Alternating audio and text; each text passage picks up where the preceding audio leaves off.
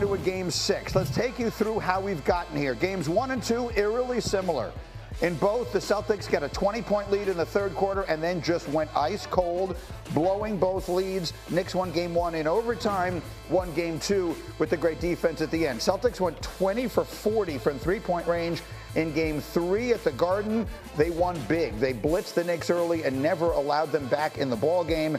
So they got within 2 games to 1. And then, of course, all the drama of game 4, the Knicks winning it by 8 and Jason Tatum going down with a horrendous injury on the Achilles, which clearly changed absolutely everything. Back home last night, the Celtics avoiding elimination, playing like they had their backs against the wall. They went crazy in the third quarter of what had been a tie game, and so now they go to a do-or-die game 6 at the Garden. And ladies and gentlemen, the one, the only, Stephen A. Smith has made his way into the studio.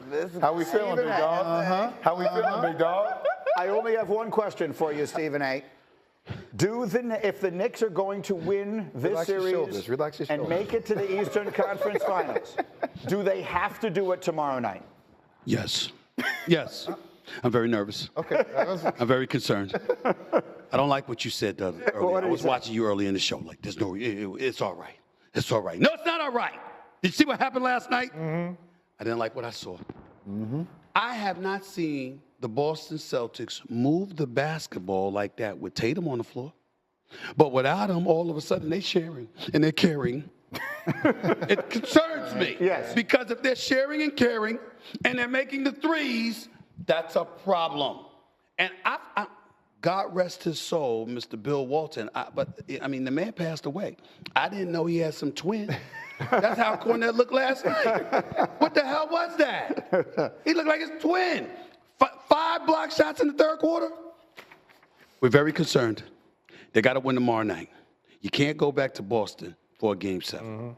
You got to close the deal tomorrow night. Show up! Show up! Stephen A., this is setting up for the history that we've been waiting for 26 years. That's right. A closeout at the Garden. 1999. Last time. I know this. It's been too long. 1999. They have not closed out a game at Madison Square Garden. I'm going to be in the house. You know what I'm saying? And by the way, they did me a favor with the loss because I was supposed to fly to L.A. last night, but the fog would have delayed me for hours. So they did me a favor. And I appreciate that. I really do. And I'm here for the moment because we haven't had this in New York at the Garden in 26 years. But I'm very concerned. So they got a $300 million player in Jaylen Brown. That brother showed up last night. 12 assists, career high, 26 points. Derek White. Did we just learn the brother could shoot threes? Last time I checked, these always could shoot threes. Somebody gonna guard him, Eminem? No, you're right. Fair question. Here's the question, and I asked it to Udonis earlier. The Knicks, you would assume, we said yesterday, who else has to come up big for the Celtics to stay alive besides Jaylen Brown? And they got it from White, and they got it from Cornette.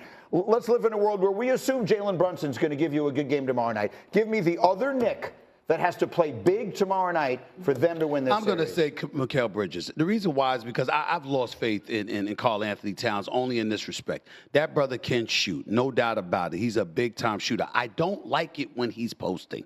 I don't like it because he can't. It's not like he's Olajuwon or somebody with post moves. He's just trying to bully you. And by the way, you're going to get in foul trouble. They're going to call those fouls against him. I don't like it. I like it when somebody else is doing something and he can get some open shots. Mikal Bridges, Mr. Mid-Range, missed 5 first-round picks, 4 unprotected. It's time to show up. Tomorrow night, this is what it has to be. New York got to stand up. We going to be there. Yeah. We going to show up. We going to show up. Look at me, Alan. We going to show up. You understand what I'm saying? I'm just saying. But you enthuse. Eminem, that smile, that swag, give it to him, girl. This is what we need. This is it. There cannot be a game 7 in Boston. They got to close it. I just need to get your opinion on something.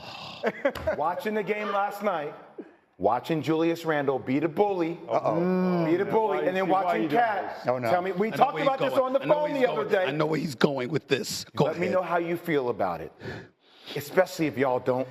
Can I answer that Monday? I don't want to answer that right now.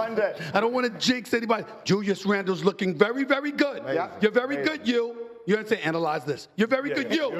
You're very good, you. Yeah, he's absolutely looking good.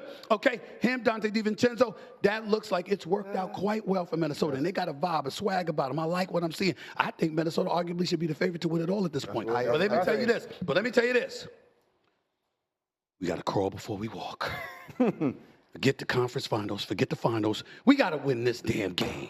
Game 6, the New York Knicks have to win. You do not want to be in Boston for Game 7. Got a better chance of wrestling an alligator. I see you in Boston. That is whoa. That's that Miami stuff right there. No, that's the Miami stuff right there. That's not going to happen. They found their why. They found their why. Those boys been going to the finals. Did you come on first? Did you come on first take and apologize to me? Did you apologize to me yesterday? Because they beat the Detroit Pistons. That's right. And you said they would. No, you didn't tell us. Yesterday.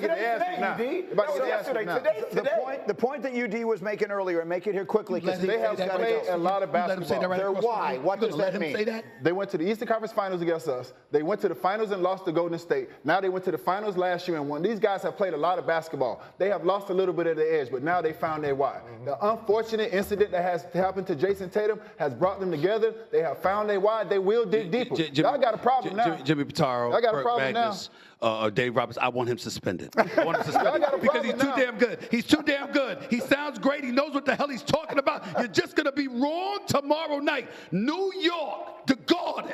This is what it is. Everybody ain't made for that moment, Greeny. Yeah. Everybody ain't made for that moment. That's right. Jaylen Brown made for that moment. He made for that moment. Derek White ain't no joke. But the rest of them, handle your, where's the camera? Handle your business. It's tomorrow night, Game 6. There can be no Game 7. This is it. Take them out. Because if it doesn't happen, then I'm going to have to deal with this right here. I'm going to have to live with this. I want to see you on 7th Avenue after the game. If they win the game. Oh, out on 7th Avenue in front of everyone. Have you heard about me working? That's I work post game. Do you never not work? I work post game. Number two, you know what? I've been in good health and stuff like that, but I ain't trying to get COVID and stuff like that with the crowd.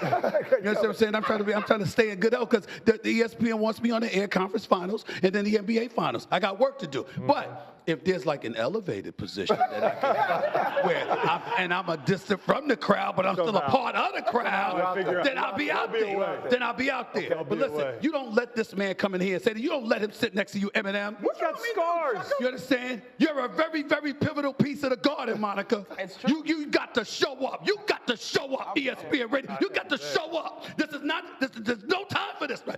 There can be no Game 7. There can be no Game 7. You got to close them out tomorrow night. It's been a long time they're yelling at me that you need to go do first. You got to go do your play a heroic game. As much as you want to also talk about Luke Cornett being that X factor that you don't expect, there is a lot of credit that needs to be given to the Knicks and how poorly they played, especially transition defense, which you guys pointed out earlier in the show.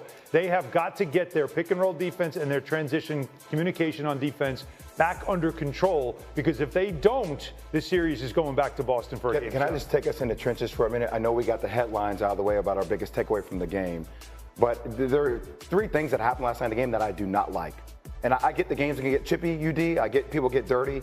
But if you guys can please play that last video replay of when Jalen Brunson fouls out. Last foul. Yeah. Yes. Look at Jalen Brown's knee. He lifts it into the sacred area for Jalen Brunson. By the way, they've done this multiple times. Jalen Brunson did him on the elbow. Got him earlier. Okay, and also Jalen Brunson, it's happened to him multiple times. And Jalen Brown did it to Josh Hart when they got into the scrap. He grabbed it and yanked it to the side. I get it. Playoff basketball, it's going to be physical and aggressive, but like we don't need that kind of stuff. Are you suggesting it's intentional? I mean, 1 million per. You doing that intention? Look at his left knee. Ooh. He rises his left knee up into the sacred area.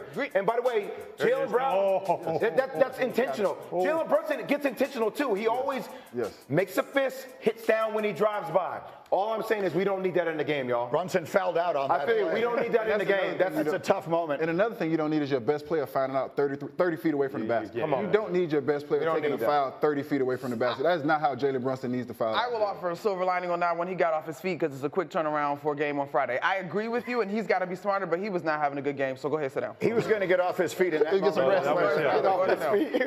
He was going to get off his feet real quick there either way. UD, there's an. I caught that late. He might still be off his feet. He might still be off his feet right now. Actually. Yeah, they don't put us in these halls of fame for nothing.